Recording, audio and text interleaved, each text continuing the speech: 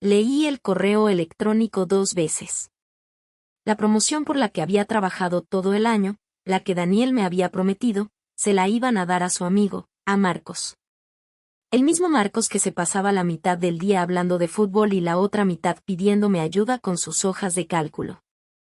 El texto del correo era corporativo, impersonal. Lleno de frases como decisión difícil y candidato excepcional. Palabras vacías que intentaban ocultar la cruda realidad. El hedor a café recalentado de la oficina de repente se me hizo insoportable. Sentí una náusea lenta y fría subirme por el estómago. No era solo la promoción. Era el peso acumulado de 1000 pequeños sacrificios, de 1000 traiciones silenciosas. Era la imagen de mí misma, a las 2 de la mañana, con la luz azul del portátil pintándome la cara de fantasma, terminando un informe que llevaba el nombre de Daniel. Era el eco de su voz en mi cabeza: eres la columna vertebral de este equipo, Elena. No sé qué haría sin ti. Palabras. Solo palabras. Recuerdo la primera vez que me lo prometió. Fue hace casi un año. Estábamos en una de esas reuniones de equipo forzadamente alegres. Él levantó su vaso de plástico con vino barato y dijo: y un brindis por Elena, que pronto dejará de ser mi mano derecha para convertirse en mi par. Todos aplaudieron. Yo sonreí, una sonrisa tensa que me dolía en las mejillas. Creí en él. Quería creer en él.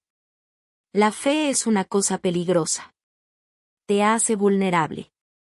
Te hace trabajar hasta el agotamiento con la esperanza de una recompensa que solo existe en la imaginación del explotador. Yo había construido un castillo de lealtad sobre la arena de sus promesas. Y ahora, con un simple correo electrónico, la marea había subido y se lo había llevado todo. Apagué el monitor. No contesté el correo. No reenvié una queja a recursos humanos. Simplemente me levanté, tomé mi bolso y mi abrigo gastado, y salí de la oficina. Nadie me miró. Era invisible, como siempre. Una pieza funcional del mobiliario que se movía silenciosamente. El aire de la tarde era frío y húmedo. Prometía lluvia. Caminé sin rumbo, con el zumbido de la traición en los oídos. No era solo Daniel. Era un patrón. Un tapiz tejido con los hilos de mi propia complacencia. Había permitido que sucediera. Había enseñado a la gente cómo tratarme. Pensé en Ricardo, mi exmarido. Pensé en todas las veces que minimizó mi trabajo. Es solo un trabajo de oficina, Elena. No es como si estuviera salvando vidas. Lo decía con una sonrisa condescendiente, mientras yo pagaba la mayor parte de las facturas con el sueldo de ese trabajo de oficina. Él era el soñador, el del gran potencial, siempre a punto de lanzar un negocio que nunca se materializaba. Recordé la noche en que le dije que estaba embarazada de Sofía, nuestra segunda hija. Estábamos cenando. Él me miró con una expresión que no era de alegría, sino de cálculo. ¿Estás segura de que puedes manejarlo? Con tu trabajo y todo. Como si el niño fuera una carga exclusivamente mía. Como si su única contribución fuera la sugerencia de que yo era incapaz. Y lo manejé. Vaya si lo manejé. Manejé los pañales, las noches sin dormir, las fiebres a las 3 de la mañana. Manejé la casa, las compras, la ropa. Manejé mi trabajo, cumpliendo plazos imposibles con la mente nublada por el cansancio. Y él. Él manejaba sus sueños, sus reuniones para tomar café que llamaba networking, su vida paralela en la que era un hombre importante y sin ataduras. El divorcio no cambió mucho, solo formalizó la distancia que ya existía. Él se convirtió en el papá divertido, el que los llevaba al cine los fines de semana y los devolvía cargados de azúcar y con la tarea sin hacer. Yo seguía siendo la gestora, la administradora de la vida real, la que se aseguraba de que hubiera un techo sobre sus cabezas y comida en la mesa. Mi madre tampoco ayudaba. Sus llamadas eran una letanía de preocupaciones disfrazadas de críticas. ¿Estás segura de que los niños comen suficientes verduras, Elena? Se les ve un poco pálidos. O mi favorita, deberías buscar un trabajo con menos horas. Los niños necesitan a su madre. La gente va a hablar. La gente. Siempre la gente. El Tribunal Anónimo de la Opinión Pública que mi madre temía más que a nada. Nunca se le ocurrió preguntarme si yo estaba bien. Si yo necesitaba algo. Su preocupación era por la fachada, por la apariencia de normalidad. Mi agotamiento, mi soledad, mi lucha silenciosa. Eso era un detalle inconveniente en su cuadro perfecto de la familia. La lluvia empezó a caer. Gotas frías y gruesas que se pegaban a mi pelo y a mi abrigo. No me importó. Me sentía extrañamente tranquila. La rabia que debería haber sentido, la desesperación. No estaban. En su lugar, había un vacío. Un silencio profundo y claro. Era como si una niebla densa que había cubierto mi vida durante años se estuviera disipando. Y en esa claridad, me vi a mí misma. No a la empleada leal, ni a la esposa comprensiva, ni a la hija obediente. Me vi a mí, Elena. Una mujer que había dado pedazos de sí misma a todos, hasta casi no quedar nada. Me detuve frente al escaparate de una cafetería. Dentro, la gente reía, conversaba. El vapor empañaba los cristales. Me vi reflejada en el vidrio, una figura borrosa y mojada. Y en ese momento, tomé una decisión. No fue una decisión dramática ni explosiva. Fue una decisión silenciosa, fría y metódica. Como el chasquido de un interruptor en una habitación oscura. Se acabó. Se acabó el dar sin recibir. Se acabó el justificar mi existencia. Se acabó el esperar que los demás vieran mi valor. A partir de ese momento, iba a construir mi propia fortaleza. Ladrillo a ladrillo. Y la primera piedra sería el silencio.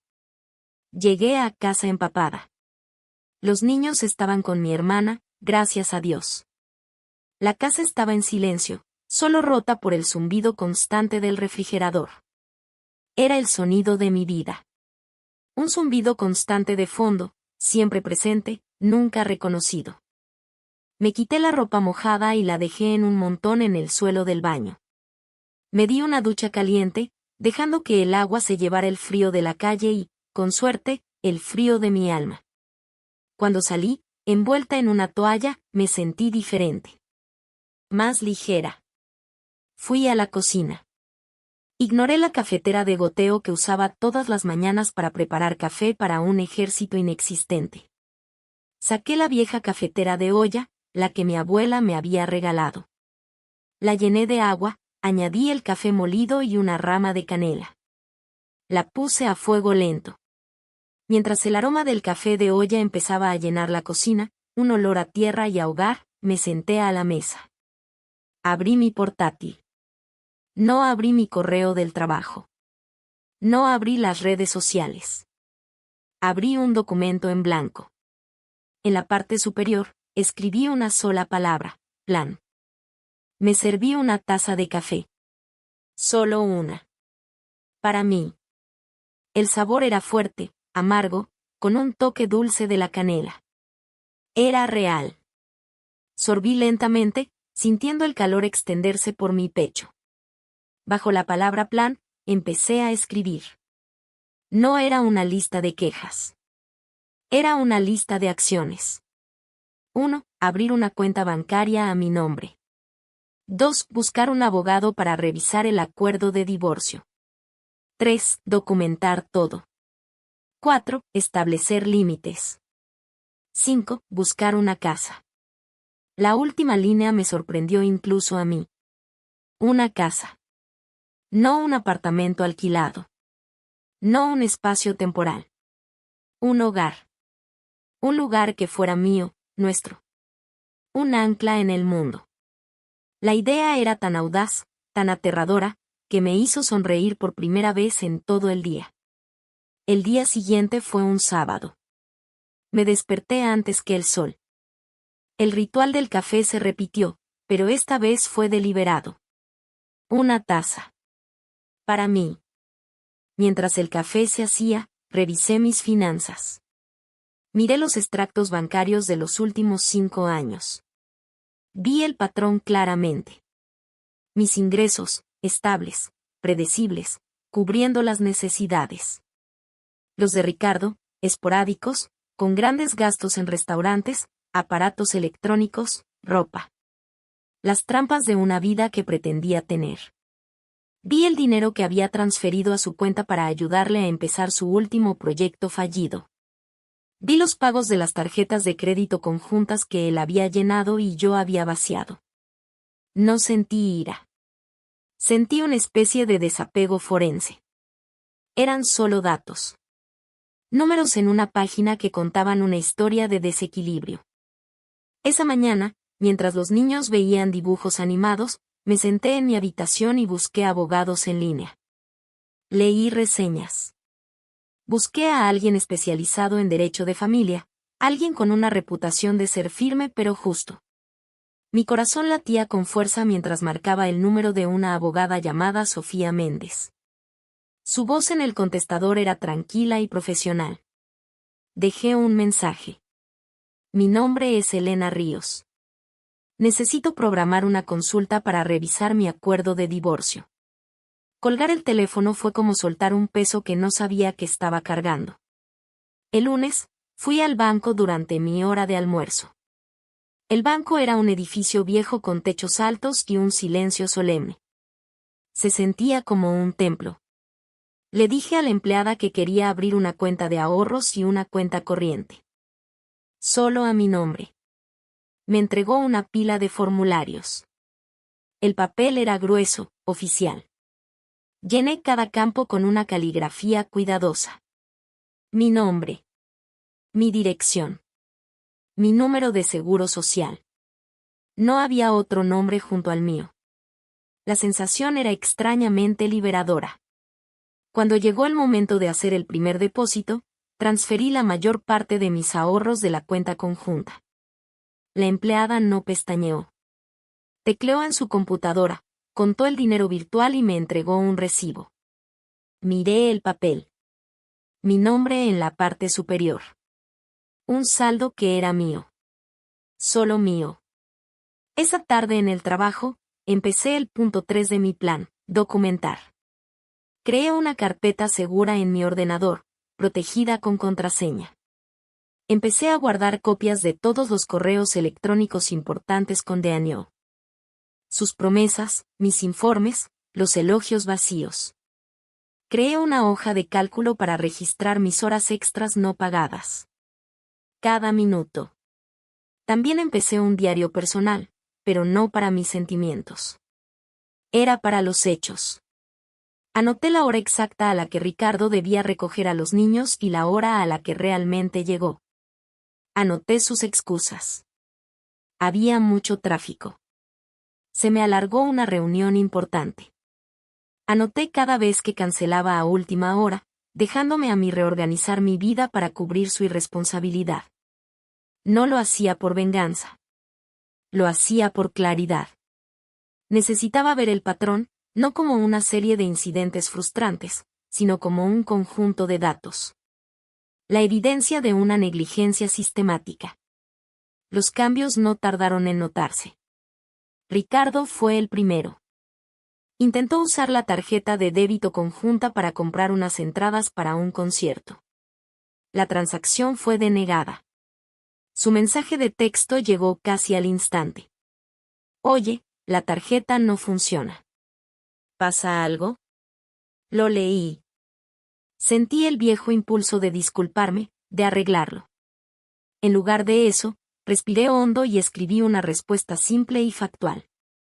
He transferido mis ahorros a una cuenta personal. La cuenta conjunta solo tiene fondos para los gastos de los niños, como acordamos. No hubo respuesta durante 1 hora. Luego vino la avalancha. ¿Qué quieres decir con eso? ¿Por qué harías algo así sin consultarme?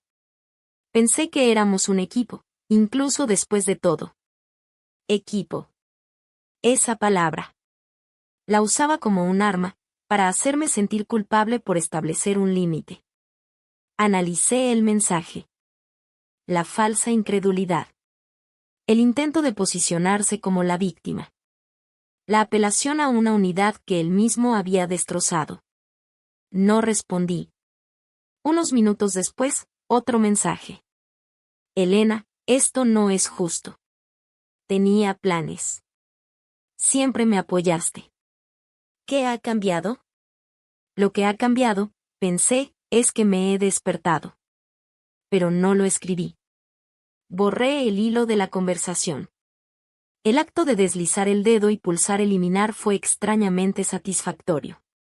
Era un pequeño acto de control en un mundo donde había tenido muy poco. Luego vino mi madre. Llamó el martes por la noche. Hola, cariño. Solo quería ver cómo estabas. No hemos sabido de ti en un tiempo y estamos un poco preocupados. Por favor, llámanos cuando puedas. Te queremos. Su voz era suave, teñida de esa preocupación manufacturada que conocía tan bien. Escuché el mensaje de voz 2 veces. Preocupados. Esa era su palabra clave. No era preocupación por mi bienestar. Era preocupación por la interrupción de la rutina, por la pérdida de acceso a mi vida. Era la ansiedad que sentía cuando una de sus piezas de ajedrez se salía del tablero. Sentí el nudo familiar de culpa en el estómago. La programación de toda una vida para complacer, para ser la buena hija, era difícil de ignorar. Pero esta vez, la nueva claridad era más fuerte. Entendí que su preocupación era una forma de control. Una demanda envuelta en el lenguaje del amor. Borré el mensaje de voz. No devolví la llamada. Al día siguiente, un mensaje de texto de mi hermana, Sara. Mamá y papá están muy preocupados por ti. No seas así. Por favor, contesta. Solo quieren saber si estás bien. La artillería pesada. Sara, la mensajera, la pacificadora de la familia. Y esa frase, no seas así. Era un juicio. Una orden para que volviera a mi papel asignado. Implicaba que mi silencio era un capricho, una rabieta infantil. No se les ocurría que pudiera ser una decisión consciente, una consecuencia de sus propias acciones. Su falta de autoconciencia era asombrosa. Sentí una punzada de tristeza. Quería a mi hermana, pero ella era parte del sistema, una defensora del statu quo que me estaba asfixiando. Borré su mensaje también. Cada mensaje borrado era como quitar un ladrillo del muro que me habían construido alrededor. La sensación ya no era de culpa, sino de fortaleza. En el trabajo, el ambiente también cambió. Empecé a irme a las 5 en punto. Ni un minuto más. Cuando Daniel se acercó a mi escritorio el jueves por la tarde con una pila de carpetas, supe lo que venía. Elena, necesito que le eches un vistazo a esto antes de mañana. Es para la reunión con los de la central. Antes, me habría quedado sin dudarlo. Habría cancelado mis planes, llamado a una canguro y trabajado hasta la medianoche, alimentada por café rancio y la falsa promesa de reconocimiento. Esta vez, miré el reloj de mi ordenador. Eran las 4:58. Lo miré directamente a los ojos. Mi voz era tranquila, neutral. Claro, Daniel. Lo pondré en mi lista de prioridades para mañana por la mañana. Su sonrisa vaciló. ¿Mañana por la mañana? No, Elena, lo necesito para la reunión de las 9. Entiendo, dije, mientras empezaba a guardar mis cosas en el bolso. Mi jornada laboral termina a las 5. Estaré aquí a las 8:30 mañana para empezar a trabajar en ello. Se quedó mirándome, desconcertado. Era como si su ordenador personal de repente se hubiera negado a obedecer una orden. Su expresión pasó del desconcierto a la irritación. Elena, el equipo cuenta contigo. Necesitamos un esfuerzo extra a veces. He hecho muchos esfuerzos extra, Daniel, respondí, y por primera vez, Dejé que un filo de acero se colara en mi voz. Ahora necesito cumplir con mi horario. Tengo compromisos familiares. Usé sus propias palabras en su contra. Las mismas compromisos familiares que, según él, me hacían inadecuada para la promoción, ahora eran mi escudo. La ironía era deliciosa. Se quedó sin palabras. Me levanté, me puse el abrigo y dije, buenas noches, Daniel. Y me fui. Caminando por el pasillo, sentí su mirada clavada en mi espalda. Pero no me di la vuelta. Esa semana fue la más difícil y la más liberadora de mi vida. Cada no silencioso, cada límite establecido, era un acto de autoafirmación. Pero también era increíblemente solitario. Sentía que estaba en una balsa en medio del océano, habiendo cortado las cuerdas que me ataban a barcos que se hundían, pero sin tierra a la vista. El viernes por la tarde, mi teléfono sonó. Era un número desconocido. Dudé, pero contesté. Oficina de la abogada Sofía Méndez, ¿en qué puedo ayudarle? Hola, dije, mi voz un poco temblorosa. Llamé el sábado. Soy Elena Ríos. Sí, señora Ríos. La abogada Méndez puede recibirla el próximo miércoles a las 10. ¿Le viene bien? Sí, dije, sintiendo una oleada de alivio. Perfecto. Ese fin de semana, llamé a Laura. Mi mejor amiga. La madrina de mi hijo Mateo. No la había visto en meses. La vida, como siempre, se había interpuesto. Laura. Soy Elena. Elena. Milagro. ¿Cómo estás? Su voz era cálida, genuina. Sin juicios, sin expectativas. Necesito verte, dije, y mi voz se quebró en la última palabra. ¿Dónde y cuándo?, respondió sin dudarlo. Nos encontramos en una pequeña cafetería a medio camino entre nuestras casas. Olía a granos de café tostado y a pasteles de canela. Laura llegó y me abrazó con fuerza. Era un abrazo que no pedía nada a cambio. Un abrazo que simplemente ofrecía consuelo. Le conté todo. El correo de Daniel. La promoción perdida. Años de trabajo extra no reconocido. Le hablé de Ricardo, de su negligencia financiera y emocional. Le hablé de mi madre, de sus críticas constantes. Le hablé de mi plan. De la cuenta bancaria, del abogado, del silencio. Mientras hablaba, las lágrimas que no habían caído en toda la semana empezaron a brotar. Lloré en silencio, con las lágrimas corriendo por mis mejillas y cayendo en mi taza de té. Laura no dijo nada. Simplemente me escuchó. Me pasó una servilleta y esperó. Cuando terminé, me sentía vacía, agotada. Laura tomó mi mano sobre la mesa. Su mano era cálida y firme. Elena, dijo, mirándome directamente a los ojos. Tienes toda la razón. Nada de eso está bien. 4 palabras sencillas. Nada de eso está bien. Fue como si alguien finalmente hubiera abierto una ventana en una habitación sin aire. Durante años, me había preguntado si estaba exagerando. Si era demasiado sensible. Si debería estar más agradecida. Ricardo, Daniel, mi madre. Todos ellos, a su manera, me habían hecho creer que el problema era yo. Pero Laura lo vio. Vio la injusticia. Vio el desequilibrio. Y su validación fue el ancla que necesitaba.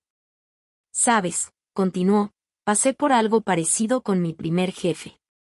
El tipo se llevaba el crédito por todo. Yo era joven y pensaba que si trabajaba más duro, eventualmente lo vería. Nunca lo hizo. Tuve que irme para que me valoraran. Su historia, tan simple, me hizo sentir menos sola. No era un defecto en mi carácter. Era un patrón de comportamiento que otros habían experimentado. Lo que estás haciendo, dijo Laura, apretando mi mano, es lo más valiente que he visto. No estás gritando ni rompiendo platos. Estás construyendo. Estás reclamando tu vida, en silencio. Es brillante. Y es aterrador. Pero no estás sola en esto. Llámame cuando sea. Para lo que sea. Salí de esa cafetería sintiéndome como una persona nueva. La soledad se había transformado en determinación. Tenía una aliada. Y eso lo cambiaba todo. El miércoles siguiente, me senté en la sala de espera de la abogada Méndez. El aire olía a papel y a un leve toque de limpiador de limón. Las paredes estaban cubiertas de títulos enmarcados. Me sentía fuera de lugar, como una impostora. La señora Méndez era una mujer de unos 50 años, con el pelo corto y gris y unos ojos agudos que parecían verlo todo. No era cálida, pero era directa. Me inspiró confianza al instante. Le expliqué mi situación. Le mostré copias de los extractos bancarios, el acuerdo de divorcio original, el diario que había estado llevando sobre los incumplimientos de Ricardo. Ella escuchó en silencio, asintiendo de vez en cuando. Miró los documentos con una concentración feroz. Cuando terminé, se reclinó en su silla. Señora Ríos, dijo, su voz era tan nítida como sus ojos. Esto es bastante claro. Su exmarido ha incumplido sistemáticamente los términos financieros del acuerdo. La pensión alimenticia ha llegado tarde en repetidas ocasiones, y parece que ha estado utilizando los fondos designados para los niños para gastos personales. Su registro de visitas también es irregular. ¿Qué podemos hacer?, pregunté. Tenemos varias opciones. Podemos empezar con una carta formal, solicitando el pago de los atrasos y un cumplimiento estricto del plan de paternidad. Si eso no funciona, podemos presentar una moción ante el tribunal. Dado que usted ha sido la principal proveedora y cuidadora, y tiene un registro impecable, estamos en una posición muy fuerte. La palabra fuerte resonó en mí. Nunca me había considerado fuerte en este contexto. Siempre me había sentido a la defensiva, reaccionando a los caprichos de Ricardo. Quiero proceder con la carta, dije con una firmeza que me sorprendió a mí misma. Quiero que todo sea oficial y documentado a partir de ahora. Excelente decisión, dijo la señora Méndez, y por primera vez, una pequeña sonrisa se dibujó en sus labios. Le da el control de la narrativa. Salí de su oficina sintiéndome más alta. Había delegado la confrontación a una profesional.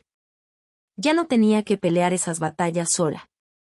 El siguiente paso era el trabajo. Sabía que no podía seguir en ese ambiente.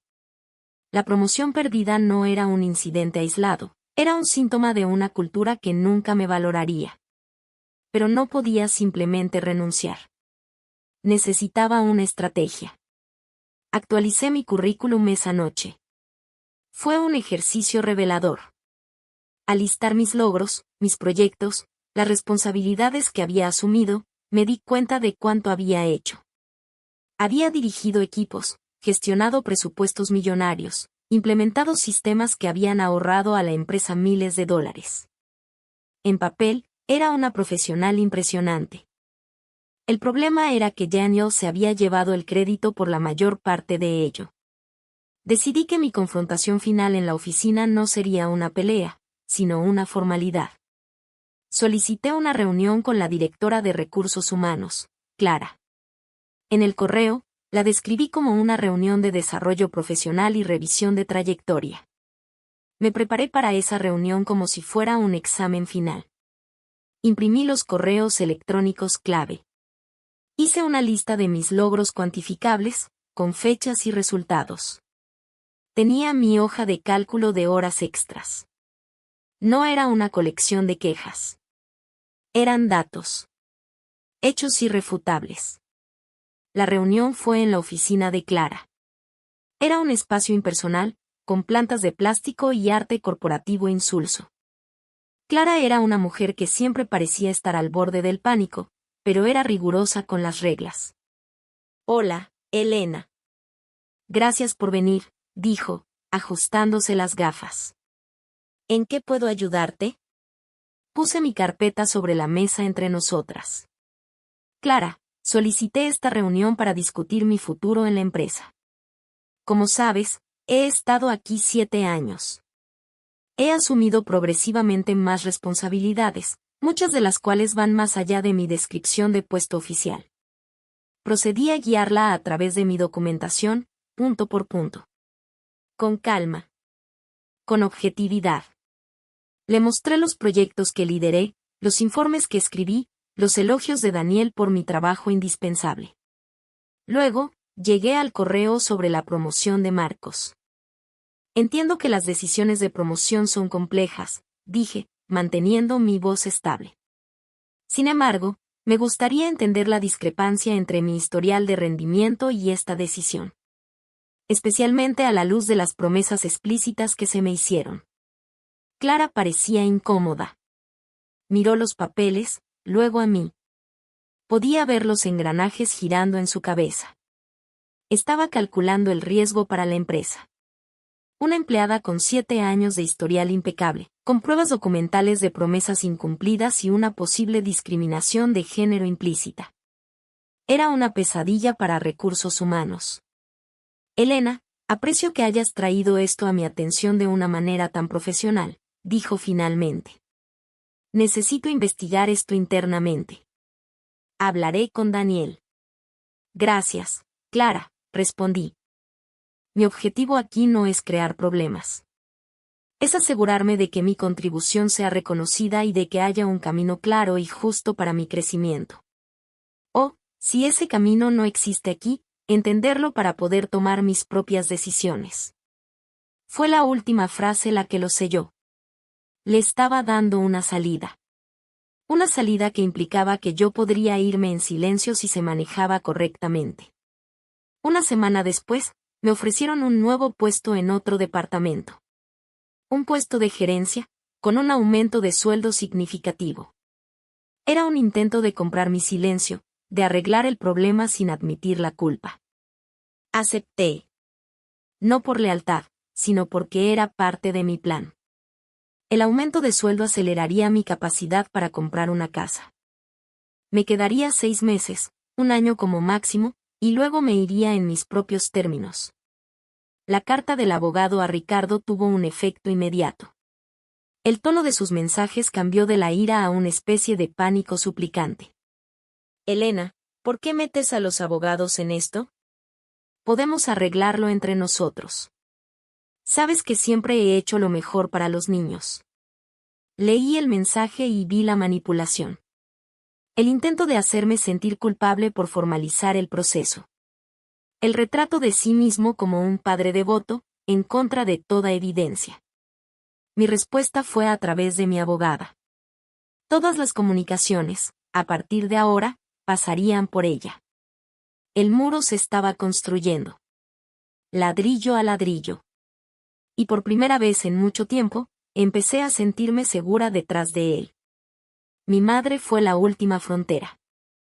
Después de semanas de llamadas ignoradas y mensajes de texto sin respuesta, apareció en mi puerta un domingo por la tarde. La vi a través de la mirilla. Su postura era rígida, su rostro una máscara de preocupación y desaprobación. Respiré hondo y abrí la puerta. Elena, por el amor de Dios. Estábamos muertos de preocupación. ¿Por qué no contestas el teléfono? Hola, mamá. Pasa, dije, mi voz tranquila. Entró en mi pequeño apartamento, sus ojos recorriendo cada rincón, buscando fallos, buscando pruebas de mi supuesta incapacidad para manejar mi vida. Los niños no están, le informé. Están en una fiesta de cumpleaños. Deberías estar con ellos, dijo al instante. Están con el padre de su amigo, mamá. Está bien. Se sentó en el borde del sofá, como si tuviera miedo de contaminarse. Tu hermana me dijo que le has estado ignorando. Ricardo llamó a tu padre, muy angustiado. Dijo que le has puesto un abogado. ¿Qué está pasando, Elena? ¿Te has vuelto loca? ¿Qué va a decir la gente? Ahí estaba. La verdadera preocupación. ¿Qué va a decir la gente? Me senté en la silla de enfrente. No me sentía nerviosa. Me sentía tranquila. Mamá, empecé, mi voz suave pero firme. Te quiero. Pero las cosas van a cambiar. Ya no voy a discutir mis decisiones contigo ni con papá. Mis finanzas, mi trabajo, mi forma de criar a mis hijos. Son mis responsabilidades y mis decisiones. Abrió la boca para protestar, pero levanté una mano. He pasado toda mi vida tratando de cumplir con las expectativas de los demás. De ti, de Ricardo, de mi jefe. Y me ha dejado agotada y sin respeto por mí misma. Eso se acabó. Sus ojos se llenaron de lágrimas. Lágrimas de frustración, de pérdida de control. Pero solo queremos ayudarte, susurró. Lo sé, dije, y era verdad. En su retorcida manera, creía que estaba ayudando. Pero tu forma de ayudar me hace sentir pequeña e incompetente. Necesito tu apoyo, no tu juicio.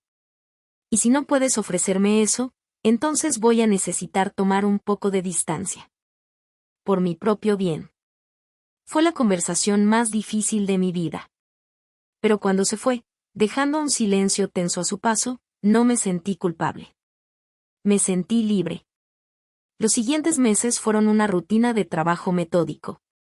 En mi nuevo puesto, sobresalí. Sin la sombra de Daniel, mi competencia era evidente. Me gané el respeto de mi nuevo equipo. Ahorré cada céntimo de mi aumento de sueldo. Ricardo, bajo la amenaza de acciones legales, empezó a pagar la pensión a tiempo. Mi vida se volvió predecible. Ordenada. Tranquila. Empecé a buscar casas. Pasaba las noches, después de que los niños se durmieran, navegando por listados en línea. Al principio, parecía un sueño imposible. Pero a medida que mis ahorros crecían, el sueño empezó a tomar forma. Encontré una pequeña casa en un barrio tranquilo con buenas escuelas. Tenía 3 dormitorios pequeños, un patio trasero con un viejo roble y una cocina que necesitaba trabajo. Pero era sólida. Tenía buenos huesos. El proceso de obtener la hipoteca fue estresante. Montañas de papeleo. Cada aspecto de mi vida financiera fue examinado bajo un microscopio. Pero mis registros eran impecables. Mi nueva cuenta bancaria, mi historial de ahorros, mi sueldo estable. Todo contaba una historia de responsabilidad. Cuando el agente inmobiliario me llamó para decirme que mi oferta había sido aceptada, me senté en mi coche en el aparcamiento del trabajo y lloré. Pero esta vez, eran lágrimas de alegría. De un logro tan profundo que me dolía el pecho. El día de la firma fue un día gris y lluvioso. En la oficina del notario, el aire olía a papel viejo y a café. Firmé mi nombre una y otra vez. Cada firma era una declaración de independencia. Cuando me entregaron las llaves, sentí su peso en mi palma. Eran frías, metálicas y las llaves más hermosas que había visto en mi vida. No se lo dije a nadie al principio. Ni a los niños, ni a Laura, ni a mi familia. Durante una semana, fui a la casa vacía después del trabajo. Me sentaba en el suelo del salón y veía la luz del atardecer entrar por las ventanas. El silencio no era el silencio de la soledad. Era el silencio de la paz. Pinté las paredes yo misma. Un color crema cálido para el salón, un azul suave para el dormitorio de Mateo, un amarillo alegre para el de Sofía. Contraté a un hombre para que lijara y barnizara los suelos de madera. El día que los muebles llegaron, la casa empezó a sentirse como un hogar. Finalmente, se lo dije a los niños. Los llevé a la casa, fingiendo que íbamos a ver una sorpresa. Cuando abrí la puerta y les dije bienvenidos a casa, sus caras de confusión se transformaron en pura alegría. Corrieron por las habitaciones vacías, sus gritos de emoción resonando en las paredes. Verlos elegir sus dormitorios, planear dónde pondrían sus juguetes, fue el momento más feliz de mi vida. Fue un par de meses después de la mudanza. Un sábado por la mañana.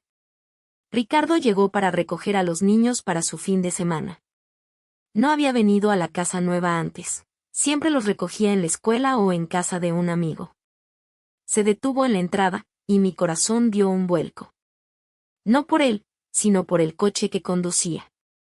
Era un sedán de lujo alemán, de color negro brillante, tan nuevo que parecía todavía húmedo. Salió del coche con una sonrisa de suficiencia. Llevaba unas gafas de sol de diseñador y una chaqueta de cuero que gritaba crisis de la mediana edad.